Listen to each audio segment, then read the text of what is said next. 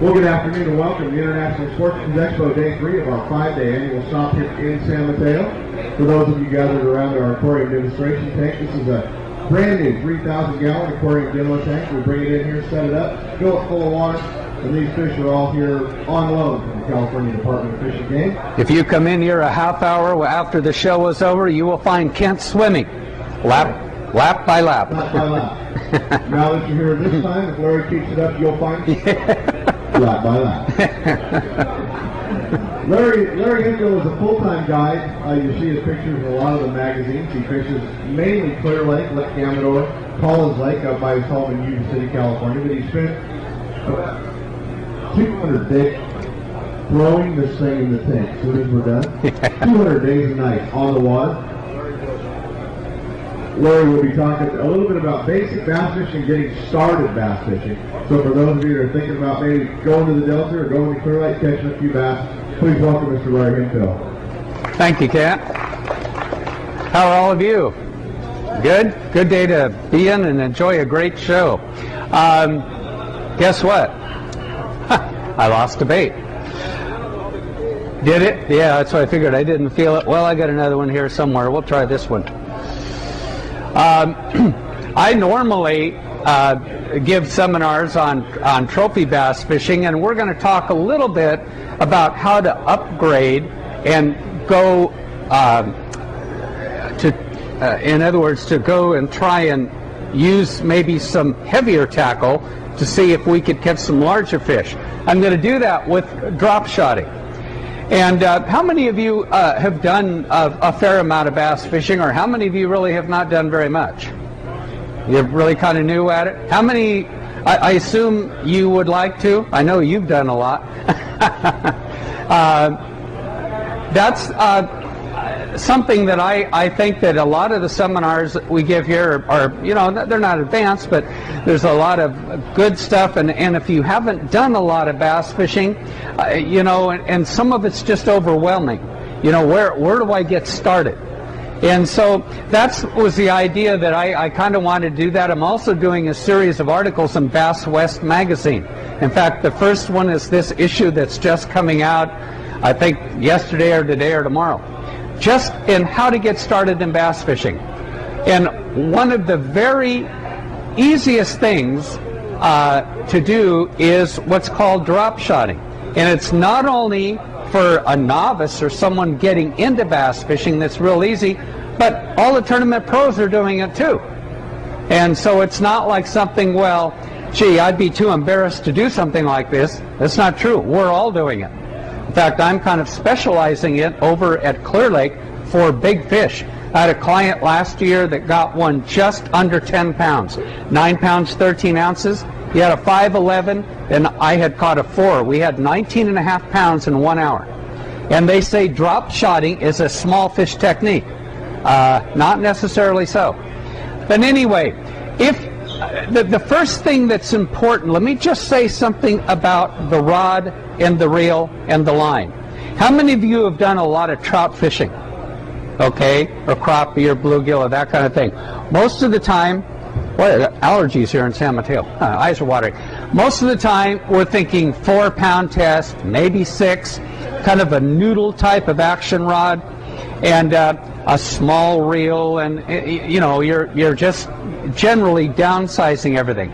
For bass fishing, we can downsize and use lighter baits, but most of the bass rods, if you notice, they have kind of a fast tip, but a lot of backbone to them, because bass have a very tough mouth. That's why they're called, nicknamed iron jaws. And you got to set that hook sometimes through plastic and baits that you're using and get that hook to hold. So whether we're using a light rod or a heavier one that I'm going to show you in a minute, we use what's called a bass action or a worm action rod, a little bit heavier duty. Now this is a special drop shot rod made by G. Loomis. It's very light action, but you see it's got a lot of backbone to it. Okay? And I'm using a Shimano 2000 reel with 8-pound test.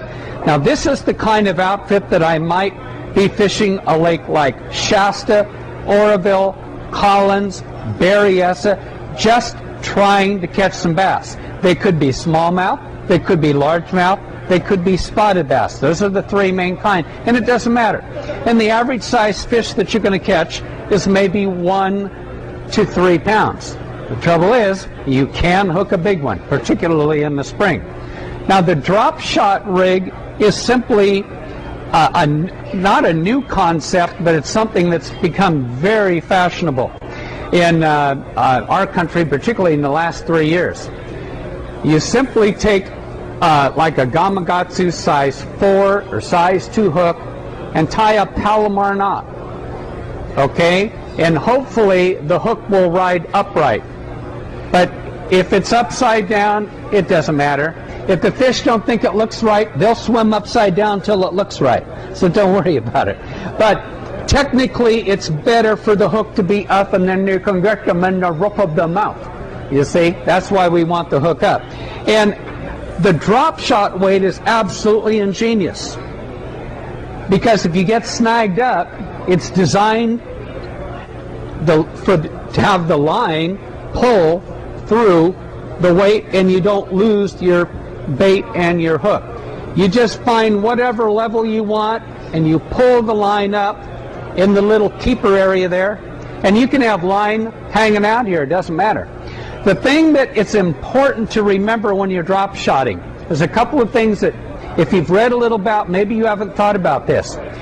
If I get the drop shot bait too low, right on the bottom, and the fish are a little bit higher. Now here today, they tend to be down. Some days you'll come in the tank and they tend to be suspended up.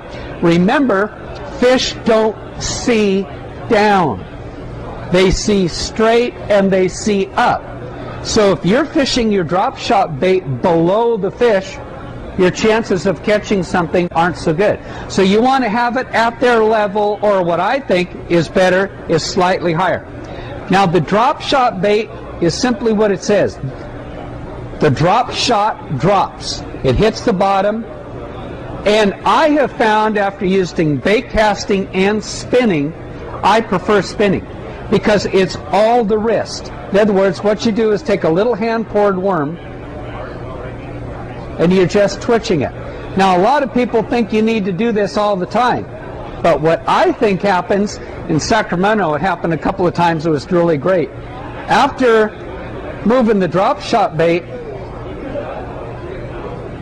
let it glide down, because it's dying and the killer instinct will get those bass to come up and take it. So let's put it down here where everybody can see it. We'll move down a little bit further there. And again, you can cast your drop shot bait out, move it slowly back to you, dead stick it. Just let it drop. Move it towards you, dead stick it, and let it drop. And pretty soon, you'll probably feel one on. Now, are you going to get a big strike, a great big hit? No. All of a sudden, you're going to lift it up. These fish are very inactive right now. It's amazing. You'll sometimes feel a little tick, but what will happen is you'll lift your rod and you'll feel a pressure, or you'll see your line moving to one side. And that's basically what drop shotting is. And the thing that, I'll give you a perfect example. I was guiding some people at Collins Lake in October on very, very cold day with strong north winds. And one guy had never bass fished before, and to teach him to cast was going to be very hard and working a worm back. So, helps to open the bail. So I just had him drop it right over the side, leave the bail open till it gets down to the bottom, close the bail, and you do it right over the side of the boat. Drop shotting is often done in 20, 30, 40, 50, 60 feet of water, and you don't have to do anything. You can let the breeze blow you, and you simply drop shot the bait, let it drop. Now sometimes if I'm in rock, I like to move the sinker. because the sinker makes a little bit of noise in the rock, and sometimes it will attract fish. Technically, drop shotting, you keep the sinker on the bottom, see, and then just let the bait glide down. Now, there's all sorts of things that you can drop shot. These are little hand-poured worms that are probably the easiest thing to use. One of the best worms that I've had good luck with is this Berkeley pulse worm in the green pumpkin. It has absolutely been deadly, almost. Do you notice, it's really interesting, I kind of astute, do you notice how these fish are doing nothing? They're not even moving around the tank, and normally they do. They're in a very inactive state right now. 2 hours from now they can turn on. It's very interesting when you watch these fish. But anyway, here's another drop shot bait that is a little bit thicker and moves a little bit more water, especially if the water's a little bit dingy. And generally the fish really, really like this green pumpkin. It's a very, very good color to use. You can't go wrong with it. And again, you're just shaking it and then just let it fall. Sometimes when it falls on the bottom and stays there, that's when the fish will pick it up. See where my sinker is? Just let it fall. Sometimes when you just let it fall like that and leave it there, the fish will come and move it. Boy, they are not very active now. Now, another good thing to remember, what do you do with the bait when you're not using it? Put a rubber band down at the end of your rod and just put the sinker in it, reel it up, and you can twist it over and you're all set. But that is a basic, you can go anywhere and catch bass on a drop shot rig. It's the easiest way to catch them, but remember, you're not going to feel a big bite usually. Once in a while you will. They're just, all of a sudden, it's heavy. And you don't, like they do on, it's not a set with a big jig or a big 10-inch plastic worm. Just lift it up, and the hook will set itself. You won't have any trouble. Now, let me show you what I was talking about taking any concept of a bait and upgrading it. Now, when I'm fishing Clear Lake, and when we caught the 3 bass for 19.5 pounds, now I'm using a 4,000 Shimano reel, 14-pound test, okay? Same size sinker, a bigger hook. I'm probably going to use a size 1 or a 1/0 Gamakatsu hook that can hold a bigger bait. Now, one of the favorite baits to use for bigger fish is a Senko, a 5-inch Senko, and you can drop shot a 5-inch Senko. In fact, on Wednesday, the first day of the Sacramento show, the fish were just put in the tank. They wouldn't eat anything for anybody, and I got one to take the Senko. Now, the beauty about the Senko is that you can drop shot it, let it hit the bottom. I can't see what's going on down there. But in other words, you're wacky fishing, wacky worming the Senko, and then let it fall. And it falls like a Senko. So you can work it 2 different ways. You can work it as a drop shot bait and then as a bait just sinking. Let me bring it up here a little bit better. A little bit closer where I can show you. Now, if I just twitch it back and forth, it's almost like wacky rigging it. Now, if you're fishing for fish that are spawning, you put a bait like that right over the nest and then just let it fall. And sometimes, if you just leave it there, maybe twitch it once, see, there's a lot of things that you can do with it. But very, very deadly bait, particularly in the springtime for spawning bass, for pre-spawn. just get it near the area where they're thinking of making a nest. You can shake it. But the key is, let it fall. Shake it, let it fall. And when it falls, the outsides just shake, just like a Senko does. And very, very deadly bait. Now, when I'm fishing a big rod and reel like this with a larger hook, drop shotting, then I am going to fish bigger baits. Now, this is the bait that we caught the 19.5 pounds. A 5-inch zipper worm. And by the way, I'll put a lot of smelly jelly. People ask about scents all the time, and I use the smelly jelly, the crawfish glitter. And the one thing about these zipper worms is you can, all these little compartments here, you can fill them with smelly jelly, which is a crawfish scent. And this is a very good bait to use if the water's a little bit dingy or you're looking for a bigger quality bass.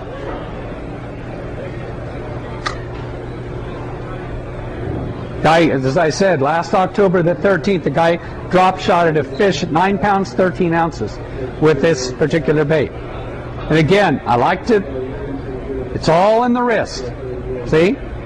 And then just let it drop like it's dying. Give them a chance. You see, because they're going to follow this bait. They may look at it, but they don't want to eat it. But if it's trying to get away, or if it just suddenly floats down, see how buoyant it is? Everything on the lake bottom is buoyant. Everything floats. And so you try to make your bait look totally realistic. See? Just letting it float, letting it glide down, and that's often when you get your hits. A lot of people who drop shot think that you've got to keep doing this all the time.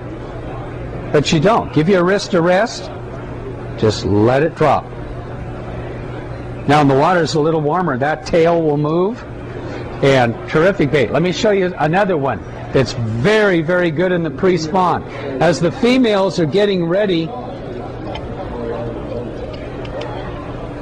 to spawn, their natural enemy is the bluegill. Now this is made by Bastrix. This is a Bastrix bluegill. And last year I had a couple of teenage boys in the boat with their dad. We saw 3 big females just going back and forth between 7 and 9 pounds, and they weren't too interested in anything. So I had the kid toss out this bluegill, let it hit the bottom. It's only about 5 or 6 feet of water. Started shaking it. An 8-pounder just turned around and engulfed it. And then the next trip, had a client drop it down a piling at Clear Lake, and got a 7.2, 7-pound, 2-ounce bass. So again, this is a big fish bait. It's a larger bait, but it's a natural predator. The bluegill. There we go. Got somebody interested. See? You see what happened? It's competition. One went for it and the other didn't. That often happens. When it looks like it's defenseless or dying, sometimes you get more than one fish go for it. But once they get in the spawning mode, a bluegill is their natural enemy because of the fact that they eat the bass eggs. But drop shotting, you can drop shot just almost anything. When I have a bait like this, a little bit bigger bait, sometimes, see, I'll twitch it like that. See, it's got her interest. And then just let it fall. There you go. See, I paid that fish to do that. See? But again, they're not very aggressive now. I was really surprised, see? You see, I'm not doing anything. Look at the curiosity. I bet if I just kept doing this, I don't think I would, you know, but let it fall. Let it look like it's dying. Nose down, it's going down to get the eggs in the nest. If they've already spawned, they're absolutely gonna attack it. So those are some of the things that you can use when you're drop shotting. And again, this is a heavier application. If you're fishing the Delta, you probably want to drop shot with, see, this is a G Loomis 843 again. A fast tip, but lots of backbone. 10, 12, 14-pound test, because you can drop shot a 15-pounder in the Delta, and you don't want to have 8-pound test. See? So, now, let me show you, there's lots of other baits that I can show you, but I want to move on to another deadly technique that before drop shotting came along was the thing that we would say that was absolutely the very best way to catch bass, and that is a split shot rig. Has anybody done any split shotting before? Split shot rig is the simplest thing in the world to do. In fact, next to drop shotting, you absolutely cannot help but catch bass. Okay? We have a sliding sinker. Some people use a barrel weight, and some people use a regular worm weight. I have a 5/32 worm weight. If you're going to fish real deep water, you might go to 3 ounce, 3/8 ounce, quarter ounce, something like that. I'm going to show you a couple of interesting things here in just a minute. But what we have here is a size 4. I got my hook tangled up when that last bass bit, so I got to redo this. We have a size 4 Gamakatsu EWG hook, and this is a Comanche Jack. He makes some good worms, a little hand-poured worm. And the idea is the sinker is on the bottom, but the hand-poured worm floats. See? If I leave it there, it floats. It's buoyant. It's realistic. Everything under the water floats. If a leaf falls in the water and it gets a little bit waterlogged, it's buoyant. Crawdads are buoyant. Fish are buoyant. So this is what a drop shot rig does. I mean, a split shot rig is it basically takes a bait and allows you to throw it out where the sinker hits the bottom, but the worm floats. And it'll float above weeds. And actually, a lot of people think, well, you need to twitch it. You really don't need to do anything with it. You can just drag it. If you like, you can twitch it a little bit. There's just any of number of ways that you can do it. And one of the best ways to fish this split shot is to drag it behind the boat if you're in a boat. Simply throw it out there, let it hit the bottom, use your left hand if you're going this way, and keep the rod behind you rather than to the side or in front. If you're up here and you get a bite, how do you set the hook? See? Keep it behind you and simply let the breeze drag the boat or use your electric motor. And when you get a bite on a small outfit like this, 8-pound test, I love to fish Almanor. I guided Almanor for smallmouth in the summer using 6-pound tests, and you'll feel that, you'll just see a rod tip go. You're not going to feel a big bite, once in a while, but not usually. And you just give it a swing set. It's not a snap of the wrist, like you're fishing a great big giant bait. Just a swing set, and 99 out of 100 times they're on. Now, I've devised a little something that people think is really neat. I never made that, thought it was that big a deal, but instead of putting a split shot, that's where we got the term split shotting.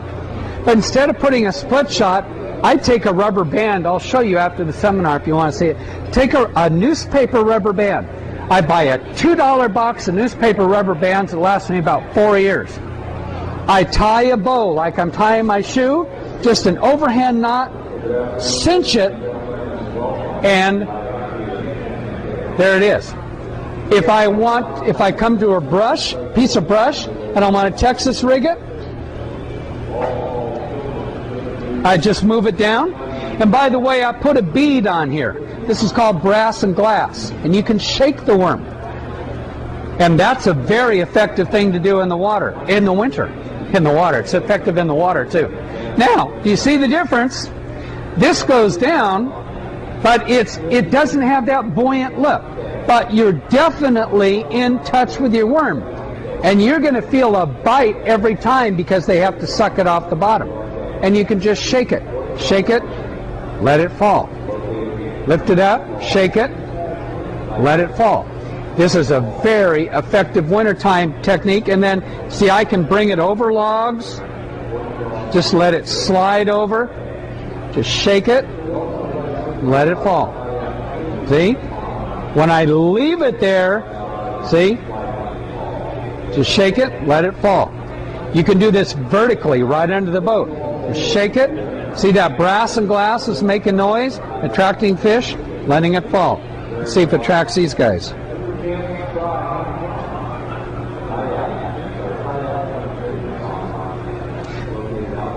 But I like to split shot it. Very, very effective way, for example, to fish at Folsom. Have about 12 to 14 inches above. You can put your brass and glass, or you don't need the glass bead if you don't want. And one thing when you're casting it, it's more of a lob cast, okay, rather than a snap of the wrist. Because a lot of times you'll pull the sinker down, or it just is a little bit better to kind of lob it. Okay, you get it all the way out there. And wait till it hits the bottom. And you really don't need to do anything. You just pull it. Very slow, but stop it. Pull, pull. See? I felt just a tick. Just a tick. I got to make sure I don't land any more of these. But if you like, you can twitch it a little bit. You can make the thing dart. Sometimes they like that. A little bit more aggressive. But I've caught, my clients and I have caught thousands and thousands of fish on this technique, and you really just drag it along the bottom. See? Stop it. See how fast? They'll follow it. And sometimes, if you just give it a twitch, a quick twitch, that's when they'll hit it. Sometimes you want to, it just depends. When they're lethargic like this, and they are. These bass are very lethargic right now. Sometimes you need to do little special things to get them to bite. But again, a little hand-poured worm works wonders. It's a very, very good way. It's absolutely deadly. I would use a rod that, see, this one is this is a 782G Loomis, 6 to 12 pound test. You don't want a heavy rod or a heavy reel, or you don't want really anything over 8 pound test, maybe 10 at the most. But 6 to 8 pound test, this is designed to catch a lot of fish and have a lot of fun, and you will hook big ones from time to time. Okay? Now, let's move on to my very favorite bait, and that's the jig. Now, here I have a bait casting rod, and this is a rod strainer jig. And by the way, I put a snap on here because I'm going to show you a couple of different jigs. I tied directly to the jig with a Palomar knot. Use the Palomar knot or the cinch. Whatever you use, you want 2 strands of line to go through the hook eye, not 1. Because when it gets through a lot of brush, you're fishing in rock and stuff, and then you get a 6 pounder that boom, nails it, and you set the hook, and you have 1 strand of line through there, something's going to break.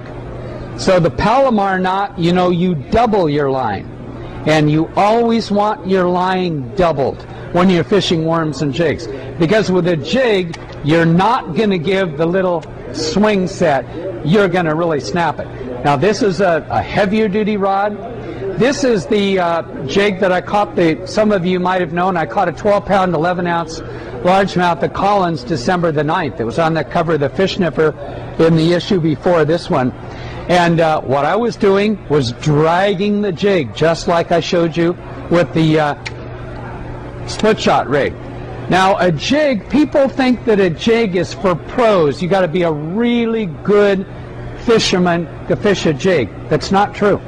I think a jig is one of the easiest baits to learn, because when you throw a jig in there and it hits the bottom, and if you're working the jig the proper way, just barely move, give it a little twitch, stop. Twitch it, stop. If you notice when that jig stops, you notice those hairs open. It's the only bait that still works for you after it stops. Once it hits the bottom, it just opens up. It's the most beautiful thing to watch. If I get a bite, I can't see very well with all those bubbles. If I get a bite, am I going to feel it? Or do you think the fish is just going to mouth it? No. He is going to suck that bait up. The only way that a bass can pick a jig up, if it's fished on the bottom, is he can't take his fin down and pick it up and say, whoa, that's a new color this year. I mean, there's only one way.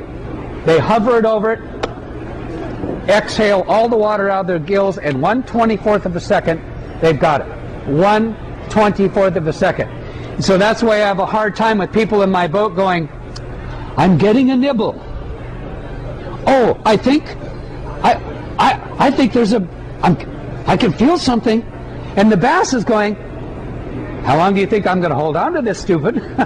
I mean, there are no nibbles in bass fishing. Sometimes in a big worm, they'll pick up the tail because it's got a certain movement. But when you put that bait down there and you start working it like a crawdad, they inhale it. They have crusher jaws, and they are going to nail that crawdad. And you're going to feel a bite every time. But if you fish the jig like this, first of all, have you ever seen a crawdad swim like that? As I say in all my seminars, the bass are going, whoa, check it out. Crawdads don't do that. Crawdads have vertical movements. And I always encourage people, if they're learning to fish a jig or a worm and learning to keep the bait on the bottom, practice fishing it sideways, this way. Now, if you get a bite, you don't have any power to set the hook sideways. Straighten up and set it into your body, and you got to give it a good hook set. That's why we use a heavier duty rod for jig fishing. But practice keeping that right on the bottom. If you fish it a lot like this, you tend to fish it up and down. And if the bass picks it up right there, you won't know it. And then you'll feel a bite, you'll set the hook, you blow it out. That's what you felt. So try to keep the baits that you're fishing on the bottom. Okay?